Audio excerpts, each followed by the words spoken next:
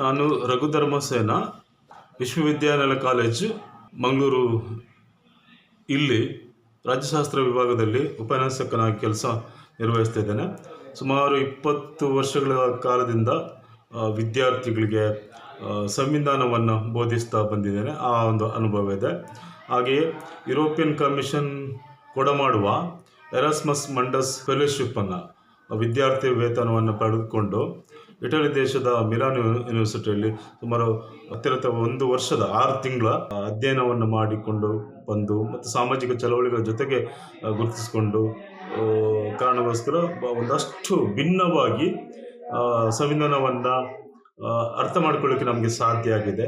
So ಆದ್ದರಿಂದ ಇಲ್ಲಿ ಈ ಚಾನೆಲ್ನವರು ಗಣರಾಜ್ಯ ಅಂದರೆ ಏನು, ಅದರ ಅರ್ಥವನ್ನು ನಮ್ಮ ಆಡಿಯನ್ಸ್ಗೆ ತಲುಪಿಸಿ ಎಂಬುದಾಗಿ ಕೇಳ್ಕೊಂಡಿದ್ದಾರೆ. ಆ ಹಿನ್ನೆಲೆ ಗಣರಾಜ್ಯದ ಫಿಲಾಸಫಿಕಲ್ ಮೀನಿಂಗ್ಸನ್ನು, ಅರ್ಥಗಳನ್ನು ಇಲ್ಲಿ ಅರ್ಥೈಸಲಿಕ್ಕೆ ನಾನು ಪ್ರಯತ್ನ ಮಾಡಿದೆ. ಅದು ಕೂಡ ಭಾರತದ ಸಂವಿಧಾನ ಗಣರಾಜ್ಯವನ್ನು ಡಿಫೈನ್ ಮಾಡಿದ ರೀತಿಯನ್ನು ನಾನು ಇಲ್ಲಿ ಎಕ್ಸ್ಪ್ಲೇನ್ ಮಾಡಲಿಕ್ಕೆ, ವಿವರಿಸಲಿಕ್ಕೆ ನಾನು ಬಯಸ್ತೇನೆ.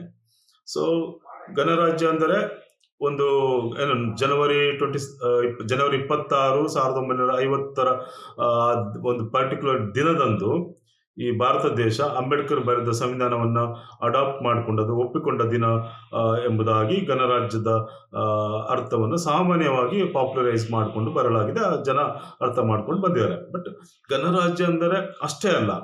ಒಂದು ನಿರ್ದಿಷ್ಟ ದಿನದಂದು ಒಂದು ದೇಶ ಒಂದು ಸಂವಿಧಾನವನ್ನು ಒಪ್ಪಿಕೊಳ್ಳೋದನ್ನು ಕೂಡ ಗಣರಾಜ್ಯ ಎಂಬುದಾಗಿ ಕರೆಯಲಾಗುತ್ತದೆ. ಇದು ಗಣರಾಜ್ಯ ಎಂಬ ಪರಿಕಲ್ಪನೆಯ ಪ್ರಾಥಮಿಕ ಮತ್ತು ಸಹಜವಾದ ಅರ್ಥವಾಗಿದೆ. ಆದರೆ ದೇಶದ ಮುಖ್ಯಸ್ಥನನ್ನು ಚುನಾವಣೆಯ ಮೂಲಕ ಆಯ್ಕೆ ಮಾಡಿಕೊಳ್ಳುವ ವ್ಯವಸ್ಥೆಯೇ ಗಣರಾಜ್ಯ ಎಂಬುದಾಗಿ ಆಗಿದೆ. ದೇಶದ ಮುಖ್ಯಸ್ಥನನ್ನ ಚುನಾವಣೆಯ ಮೂಲಕ ಆಯ್ಕೆ ಮಾಡಿಕೊಳ್ಳುವ ವ್ಯವಸ್ಥೆ ಗಣರಾಜ್ಯ. ಅಂದ್ರೆ ಇಲ್ಲಿ ಗಣರಾಜ್ಯದ ಮುಖ್ಯಸ್ಥನನ್ನ ಆಯ್ಕೆ ಮಾಡುವುದು ಹೇಗೆ? ಸೆಲೆಕ್ಷನ್ ಅಲ್ಲ, ಅಲ್ಲಿ ಎಲೆಕ್ಷನ್ ಮೂಲಕ, ಚುನಾವಣೆಯ ಮೂಲಕ ಆಯ್ಕೆ ಮಾಡಿಕೊಳ್ಳೋದು. ವಂಶ ಪಾರಂಪರ್ಯದ ಮೂಲಕ ಆಯ್ಕೆ ಮಾಡಿಕೊಳ್ಳುವ ವ್ಯವಸ್ಥೆ ಅಲ್ಲ. ಚುನಾವಣೆಯ ಮೂಲಕ ಗಣರಾಜ್ಯದ ಮುಖ್ಯಸ್ಥ, ಅದು ಪ್ರಧಾನಮಂತ್ರಿ ಇರಲಿ, ರಾಷ್ಟ್ರಪತಿ ಇರಲಿ, ಅವರನ್ನ ಆಯ್ಕೆ ಮಾಡಿಕೊಳ್ಳೋದು. ಅದು ಚುನಾವಣೆ ಮೂಲಕ ಆಯ್ಕೆ. ವಂಶ ಪಾರಂಪರ್ಯದ ಮೂಲಕ ರಾಜ್ಯ ಕುಟುಂಬದ ಸದಸ್ಯನನ್ನ ದೇಶದ ಮುಖ್ಯಸ್ಥನನ್ನಾಗಿ ಆಯ್ಕೆ ಮಾಡಿಕೊಳ್ಳುವುದಲ್ಲ, ಅದು ಗಣರಾಜ್ಯ ಅಲ್ಲ. ಎಲ್ಲಿ ಚುನಾವಣೆ ಮೂಲಕ ಒಂದು ದೇಶದ ಮುಖ್ಯಸ್ಥನನ್ನ ಅಥವಾ ಗಣರಾಜ್ಯದ ಮುಖ್ಯಸ್ಥನನ್ನ ಆಯ್ಕೆ ಮಾಡಿಕೊಳ್ಳುವ ವ್ಯವಸ್ಥೆ ಇದೆಯೋ ಅದನ್ನ ಗಣರಾಜ್ಯ ಅಂತ ಕರೆಯುವುದು. ಚುನಾವಣೆಯ ಮೂಲಕ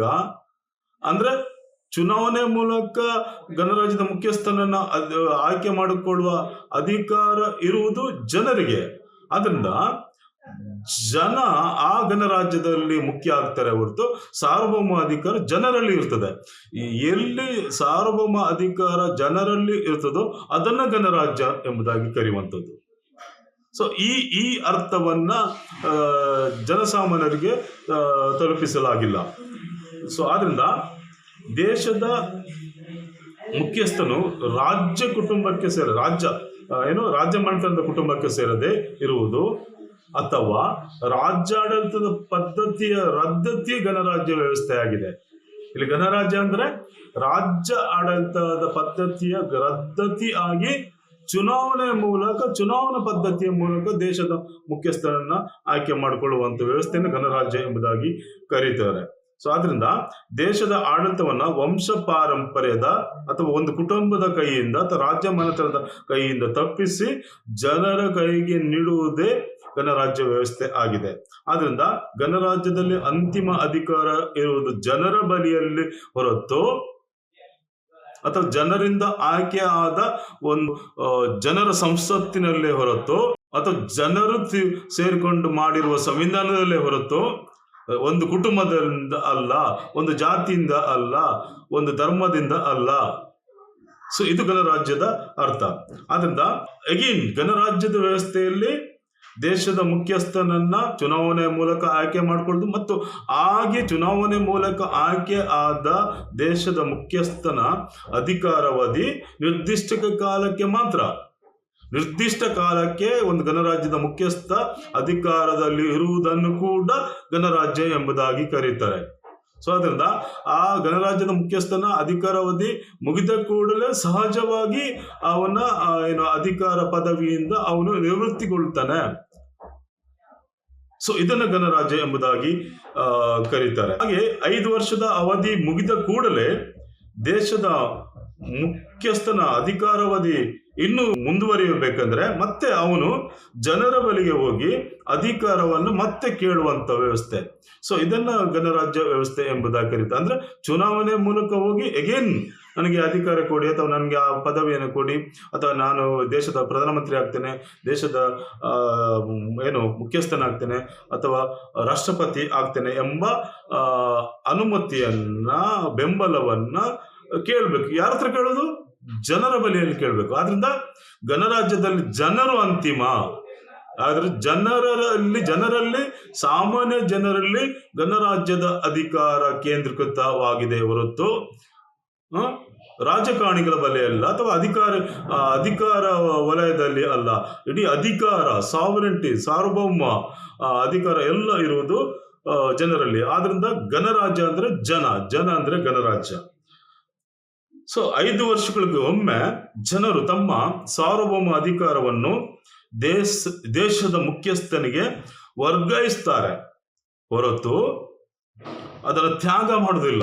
ನೋಡಿ, ಗಣರಾಜ್ಯದ ಇನ್ನೊಂದು ಅರ್ಥ, 5 ವರ್ಷಕ್ಕೆ ಮಾತ್ರ ದೇಶದ ಮುಖ್ಯಸ್ಥರಿಗೆ, ಪ್ರಧಾನಮಂತ್ರಿಗೆ, ರಾಷ್ಟ್ರಪತಿಗೆ, ಮುಖ್ಯಮಂತ್ರಿಗೆ, MLA, MP ಗಳಿಗೆ ಅಧಿಕಾರವನ್ನು ಜನರು ಓಟಿನ ಮೂಲಕ, ಚುನಾವಣೆ ಮೂಲಕ ವರ್ಗಾಯಿಸ್ತಾರೆ. ಆದ್ರೆ ಅದನ್ನು ಜನರು ತ್ಯಾಗ ಮಾಡಿರುವುದಿಲ್ಲ. ತ್ಯಾಗ ಮಾಡಿದ್ರೆ ಪುನಃ ಚುನಾವಣೆ ಮೂಲಕ ಜನರ ಬಳಿಗೆ ಹೋಗಿ ಅನುಮತಿಯನ್ನು ಪಡೆಯುವ ಅಗತ್ಯ ಇಲ್ಲ. ಒಂದು ಸಾರಿ ಜನ ತಮ್ಮ ಸಾರ್ವಭೌಮ ಅಧಿಕಾರವನ್ನು ತ್ಯಾಗ ಮಾಡಿದ್ರೆ 100 ವರ್ಷ ಕೂಡ, ಅಥವಾ ಒಂದಷ್ಟು ವರ್ಷಗಳು ಕೂಡ ರಾಜಕಾರಣಿಗಳು, ಅಧಿಕಾರಿಗಳು, ಪ್ರಧಾನಮಂತ್ರಿ, ರಾಷ್ಟ್ರಪತಿ ಇವರೆಲ್ಲ ನಮ್ಮನ್ನ ಆಳ್ವಿಕೆ ಮಾಡ್ಬೋದು. ಇದು ಇಲ್ಲ. 5 ವರ್ಷಕ್ಕೆ ಮಾತ್ರ ಅಧಿಕಾರ. ಆ ಅಧಿಕಾರ ಮುಗಿದ ಕೂಡಲೇ ವಾಪಸ್ ನಿಮಗೆ ಅದೇ ಅಧಿಕಾರದ ಪದವಿಯಲ್ಲಿ ಮುಂದುವರಿಯಬೇಕಾದ್ರೆ ಅಗೇನ್ ಜನರ ಬಳಿಗೆ ಹೋಗ್ಬೇಕು. ಜನರ ಬಳಿಗೆ ಹೋಗಿ ಅನುಮತಿಯನ್ನ, ಬೆಂಬಲವನ್ನ ಪಡೆದುಕೊಂಡು ವಾಪಸ್ಸು ಅಧಿಕಾರದ ಪದವಿಗೆ ಬರಬೇಕು. ಇದು ಗಣರಾಜ್ಯ ವ್ಯವಸ್ಥೆ. ಆದ್ರಿಂದ ಗಣರಾಜ್ಯ ವ್ಯವಸ್ಥೆಯಲ್ಲಿ ಜನರ ಬಳಿಯಲ್ಲಿ ಸಾರ್ವಭೌಮ ಅಧಿಕಾರ ಇದೆ ಹೊರತು ಯಾವುದೋ ಸಂಸತ್ತಿನಲ್ಲಿ, ಯಾವುದೋ ಜನರ ಪ್ರತಿನಿಧಿ ಸಭೆಯಲ್ಲಿ ಅಲ್ಲ. ಸೊ ಆದ್ರಿಂದ ಇದು ಗಣರಾಜ್ಯದ ವ್ಯವಸ್ಥೆ.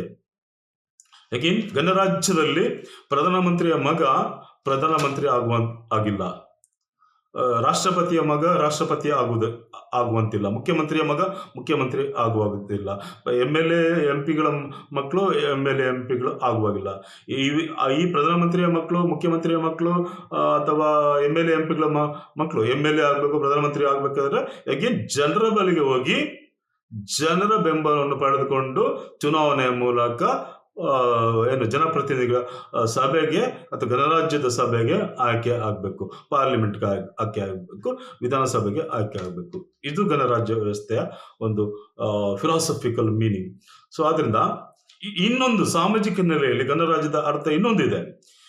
ಎಲ್ಲಿ ಗಣರಾಜ್ಯ ಇರ್ತದೆ ಆ ಗಣರಾಜ್ಯದ ಸಮಾಜದಲ್ಲಿ ಎಲ್ಲ ಸಾರ್ವಜನಿಕ ಜಾಗಗಳು, ಸ್ಥಾನಮಾನಗಳು, ಪದವಿಗಳನ್ನು ಪಡೆಯಲು ಎಲ್ಲ ಭಾರತೀಯರಿಗೆ ಮುಕ್ತ ಅವಕಾಶ ಇರಬೇಕು. ಇದು ಇಂಪಾರ್ಟೆಂಟ್.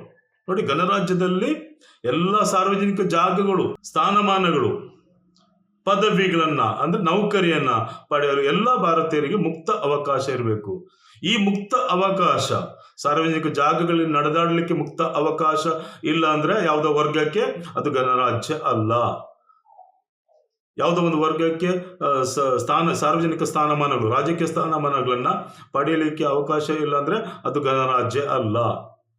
ಯಾವುದೇ ಸಾರ್ವಜನಿಕ ಪದವಿಗಳನ್ನ, ಉದ್ಯೋಗಗಳನ್ನ ಅಥವಾ ವ್ಯಾಪಾರ ವೃತ್ತಿಯನ್ನ ಮಾಡಲಿಕ್ಕೆ ಮುಕ್ತವಾದ ಅವಕಾಶ ಇಲ್ಲವೋ ಅದು ಗಣರಾಜ್ಯ ಅಲ್ಲ. ಆದ್ರಿಂದ ಸಾರ್ವಜನಿಕ ಜಾಗಗಳು, ಸ್ಥಾನಮಾನಗಳು, ಪದವಿಗಳು, ವೃತ್ತಿಗಳನ್ನು ನಡೆಸಲಿಕ್ಕೆ ಎಲ್ಲರಿಗೆ ಮುಕ್ತವಾಗಿರುವ ಸಮಾಜವೇ, ರಾಜಕೀಯ ವ್ಯವಸ್ಥೆಯೇ ಗಣರಾಜ್ಯ ಎಂಬುದಾಗಿ ಕರೆಯುವಂಥದ್ದು. ಸೊ ಈ ಮುಕ್ತತೆ ಇಲ್ಲ, ಸೊ ಅದು ಗಣರಾಜ್ಯ ಅಲ್ಲ. ಆದ್ರಿಂದ ಸರ್ಕಾರಿ ಮತ್ತು ರಾಜಕೀಯ ಪದವಿಗಳನ್ನ ಪಡೆಯಲು ಮುಕ್ತ ಅವಕಾಶ ಇರುವಂತ ಒಂದು ಸಮಾಜ, ರಾಜಕೀಯ ವ್ಯವಸ್ಥೆ ಗಣರಾಜ್ಯ ಆಗಿದೆ. ಹಾಗೆಯೇ ಆವಾಗಲೇ ಹೇಳಿದಾಗೆ ಸಾರ್ವಜನಿಕ ಜಾಗಗಳಲ್ಲಿ ಎಲ್ಲ ಭಾರತೀಯರಿಗೆ ಮುಕ್ತ ಮುಕ್ತವಾಗಿ ಸಂಚರಿಸಲು ಅವಕಾಶ ಇರಬೇಕು.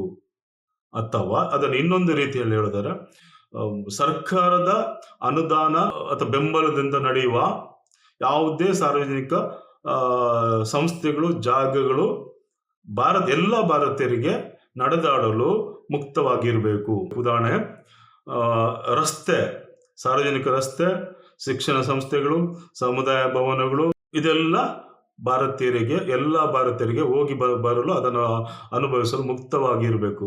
ಆ ಮುಕ್ತತೆ ಇಲ್ಲದ್ರೆ ಅದು ಗಣರಾಜ್ಯ ಅಲ್ಲ. ಗಣರಾಜ್ಯದಲ್ಲಿ ಮಾತ್ರ ಸಾರ್ವಜನಿಕ ರಸ್ತೆ, ಶಿಕ್ಷಣ ಸಂಸ್ಥೆಗಳು, ಸಮುದಾಯ ಭವನಗಳು ಎಲ್ಲ ಮುಕ್ತವಾಗಿ ಇರ್ತವೆ. ಎಲ್ಲಿ ಗಣರಾಜ್ಯ ಇಲ್ವೋ ಅಲ್ಲಿ ಸಾರ್ವಜನಿಕ ರಸ್ತೆ, ಶಿಕ್ಷಣ ಸಂಸ್ಥೆಗಳು, ಸಮುದಾಯ ಭವನಗಳು ಯಾವುದು ಮುಕ್ತವಾಗಿರುವುದು ಇಲ್ಲ. ಹಾಗೆ ಇನ್ನೊಂದು ನೆಲೆಯಲ್ಲಿ, ಇನ್ನೊಂದು ಆಯಾಮದಲ್ಲಿ ಅದನ್ನೇ ಮುಂದುವರಿಸಿ ಹೇಳುವುದಾದ್ರೆ, ಸಾರ್ವಜನಿಕ ಕೆರೆ, ಬಾವಿ, ರೆಸ್ಟೋರೆಂಟ್, ಧಾರ್ಮಿಕ ಸಂಸ್ಥೆಗಳನ್ನು ಬಳಸಲು ಎಲ್ಲ ಭಾರತೀಯರಿಗೆ ಮುಕ್ತ ಅವಕಾಶ ಇರಬೇಕು. ಈ ಎಲ್ಲರಿಗೂ ಮುಕ್ತ ಅವಕಾಶ ಅಂದ್ರೆ ಸಾರ್ವಜನಿಕ ಕೆರೆ, ಬಾವಿ, ಆನೆಕಟ್ಟು, ರೆಸ್ಟೋರೆಂಟ್, ಕೆರೆ, ಬಾವಿ, ಲೇಕ್, ಸರೋವರ, ನದಿ, ಧಾರ್ಮಿಕ ಸಂಸ್ಥೆಗಳು, ದೇವಸ್ಥಾನಗಳು, ಚರ್ಚ್, ಮಸೀದಿಗಳು, ರೆಸ್ಟೋರೆಂಟ್, ಇವೆಲ್ಲ ಮುಕ್ತವಾಗಿ ಭಾರತೀಯರು ಹೋಗಿ ಬಂದು ಮಾಡಲಿಕ್ಕೆ ಅವಕಾಶ ಇರಬೇಕು. ಸೊ ಈ ಎಲ್ಲ ಸಾರ್ವಜನಿಕ ಕೆರೆ, ಬಾವಿ, ರೆಸ್ಟೋರೆಂಟ್, ಧಾರ್ಮಿಕ ಸಂಸ್ಥೆಗಳು, ರಸ್ತೆ, ಶಾಲಾ ಕಾಲೇಜುಗಳಲ್ಲಿ ಕೆಲವು ವರ್ಗಗಳಿಗೆ ನಿರ್ಬಂಧಿಸಿದ್ದರೆ ಅಥವಾ ಅಲ್ಲಿ ಪ್ರವೇಶವನ್ನು ಪಡೀಲಿಕ್ಕೆ ನಿರ್ಬಂಧ ಮಾಡಿದರೆ ಅದು ಗಣರಾಜ್ಯ ಅಲ್ಲ.